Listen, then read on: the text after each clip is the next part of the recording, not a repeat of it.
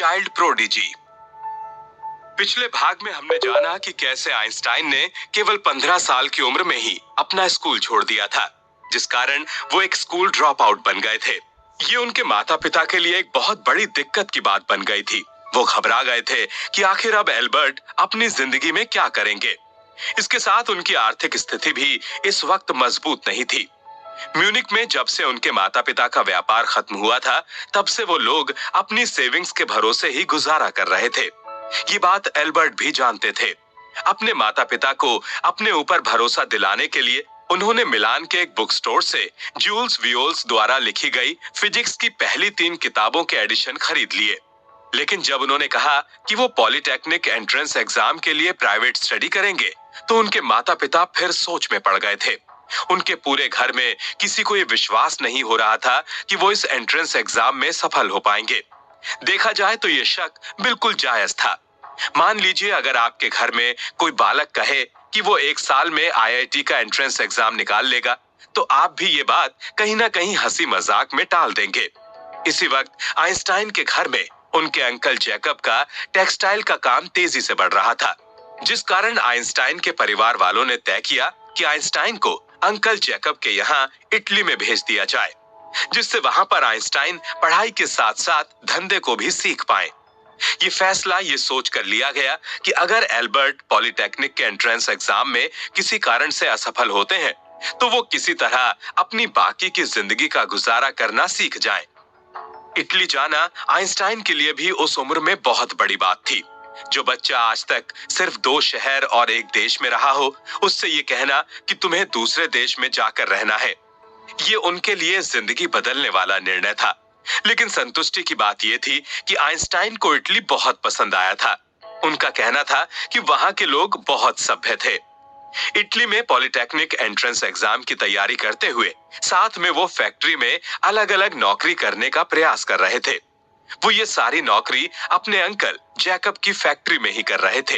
एक दिन जब अंकल जैकब को अपने ऑफिस के डिजाइन में मदद चाहिए थी, तब आइंस्टाइन की उन्होंने मदद ली। अंकल जैकब आइंस्टाइन के काम से बहुत प्रभावित हो गए थे। उनका कहना था कि जिस काम को करने में उन्हें और उनके असिस्टेंट को कई दिन लगते, उस कार्य को एल्बर्ट ने चुटकी बजाते हुए कुछ घंटों में ही खत्म कर दिया था। ये देखकर उनके अंकल उसी समय समझ गए थे कि आइंस्टाइन आगे चलकर कुछ बड़ा करेंगे। पर वो तो ये सपने में भी अनुमान नहीं लगा सकते थे कि एक दिन ये लड़का साइंस की दुनिया को पूरी तरह से बदल कर रख देगा। इस समय एल्बर्ट पर भी दुनिया के सामने अपने आप को साबित करने का जुनून सवार था।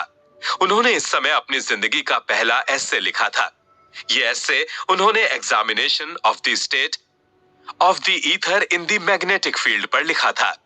ये एस्से उन्होंने अपने एंट्रेंस एग्जाम की तैयारी के लिए लिखा था। साथ ही ये उनके परिवार को दिखाने के लिए भी था कि एल्बर्ट मन लगाकर पढ़ रहे थे। उन्होंने ये एस्से सबसे पहले अपने ब्रुसेल्स में रहने वाले उनके पसंदीदा अंकल सीजर कोच को भेज दिया था। उनका ये निबंध 5 पन्नों का था। इसमें इलेक्ट्रिसिटी, मैग्नीशियम और ईथर के बीच नॉन मटेरियल सब्सटेंस का रिश्ता समझाया था। ये इलेक्ट्रोमैग्नेटिक वेव की थ्योरी को बहुत सरल और आसान भाषा में समझाने का प्रयास था। लोगों का मानना है कि उनका ये पहला एस्से ही एक तरीके से अग्रदूत था आगे आने वाले और चौंकाने और दुनिया बदलने वाली थ्योरी पर। अब इन सब के बीच एल्बर्ट का ज्यूरिक में एंट्रेंस एग्जाम की तारीख करीब आ गई थी। लेकिन वो और उनका परिवार तब चौंक गया जब उन्हें पता चला कि परीक्षा में बैठने के लिए छात्र की आयु कम से कम 18 साल होनी चाहिए थी।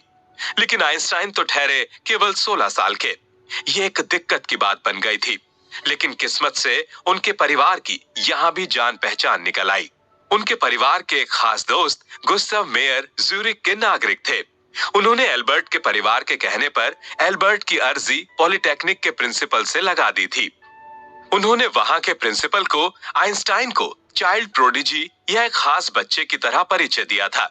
लेकिन वहां के प्रिंसिपल प्रोफेसर एल्बिन हेर्जोग इसके खिलाफ थे।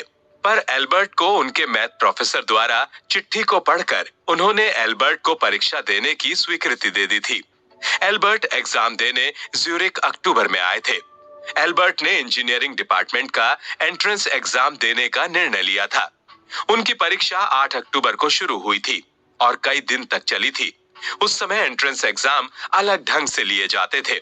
इन एंट्रेंस एग्जाम में अलग अलग विषय होते थे और कई दिन तक चलते थे। आजकल तो सब 1 या 2 दिन में ही समाप्त हो जाते हैं। देखा जाए तो पहले की एजुकेशन सिस्टम आज के एजुकेशन सिस्टम के मुकाबले ज्यादा जटिल थी। उन्हें अपने इस एंट्रेंस एग्जाम में निराशा का सामना करना पड़ा था। वो इस परीक्षा में अपनी इतनी मेहनत के बावजूद सफल नहीं हो पाए थे। लेकिन इस कॉलेज के professor Heinrich Friedrich weber Einstein से इतना प्रभावित हो गए कि वो चाहते थे कि आइंस्टाइन को अपनी फिजिक्स क्लास में पढ़ने के लिए बुला लें। लेकिन आइंस्टाइन ने प्रिंसिपल की बात मानते हुए ये तय किया कि वो कैंटोनल स्कूल में पढ़ेंगे और पॉलिटेक्निक के एंट्रेंस एग्जामिनेशन के लिए फिर से तैयारी करेंगे। आइंस्टाइन के इतने तेज दिमाग को देखते हुए उन्हें 3rd ईयर में डायरेक्ट एडमिशन देने का निर्णय लिया गया था। लेकिन एक तरफ जहां उनका दिमाग फिजिक्स और मैथ्स में बहुत लगता था, उनका फ्रेंच की तरफ उतना ही कम ध्यान रहता था। साथ में उनके केमिस्ट्री के ज्ञान में भी उनके अध्यापकों ने कमी पाई थी। इसी कारण उनके अध्यापकों ने उन्हें प्राइवेट कोचिंग लेने के लिए कहा था, जिसके परिणाम स्वरूप उन्हें म्यूजिक और फिजिकल ट्रेनिंग क्लास करने से वर्जित कर दिया गया था। लेकिन सच बात तो यह है कि आइंस्टाइन ये सब करने को खुशी खुशी तैयार थे। उनको अपना नया स्कूल और नए अध्यापक दोनों ही बहुत पसंद आ रहे थे। उनका कहना था कि उन्हें इस स्कूल में जाकर समझ आया कि असली लोकतंत्र और पढ़ाई में खुली छूट देना किसे कहते हैं।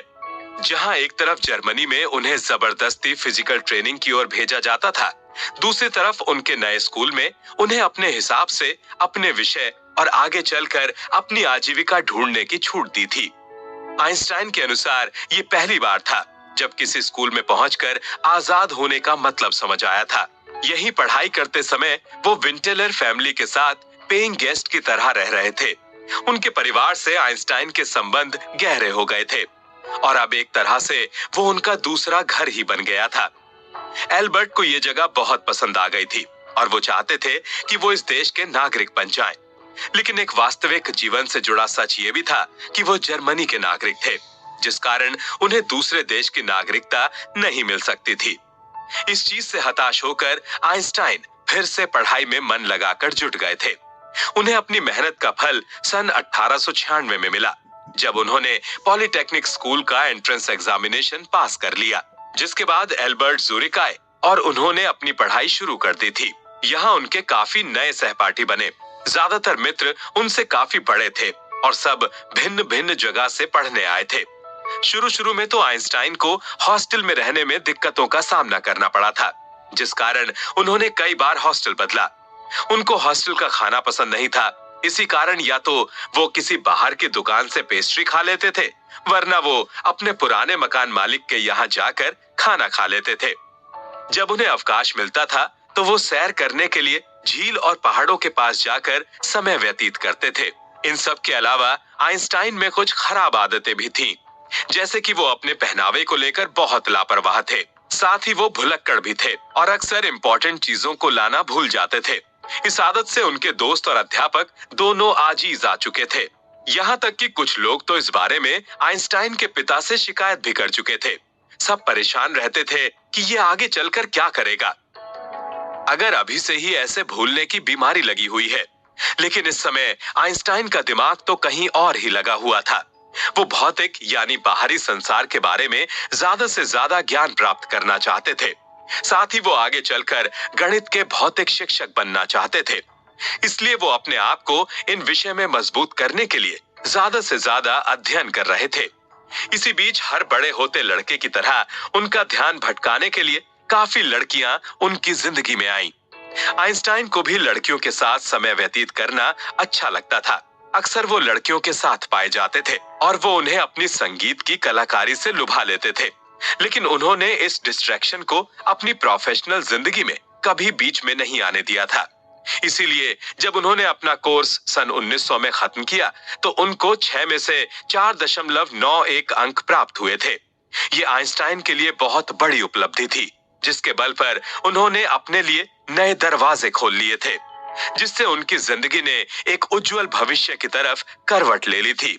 अगले भाग में हम जानेंगे कि आखिर कैसे आइंस्टाइन ने अपनी पहली जॉब प्राप्त की और कैसे उन्होंने अपनी जिंदगी का रुख मोड़ दिया था।